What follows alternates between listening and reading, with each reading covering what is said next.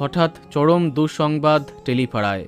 বাংলা টেলিভিশনে তাকে খুব একটা দেখেনি দর্শক, তবে বাংলা ছবি এবং ওয়েব সিরিজের অতীব জনপ্রিয় অভিনেত্রী অনুরাধা মুখার্জি।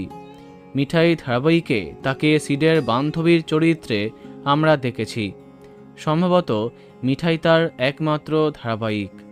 যাই হোক, সম্প্রতি তার জীবনে নেমে এলো শোকের কালো ছায়া।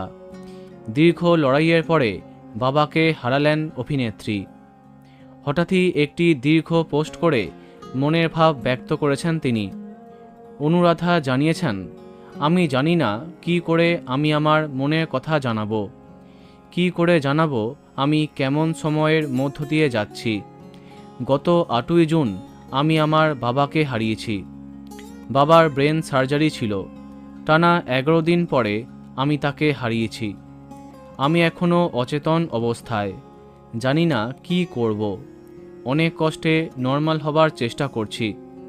এছাড়াও দর্শকদের ভালোবাসা, তাদের পাশে থাকার কথা তিনি শেয়ার করেছেন।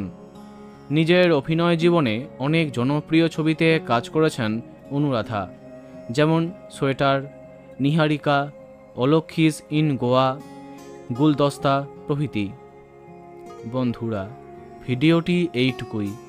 বাংলা বিনোদনের অন্যান্য আরও খবর পেতে সাবস্ক্রাইব কারেন্ট বস। ধন্যবাদ।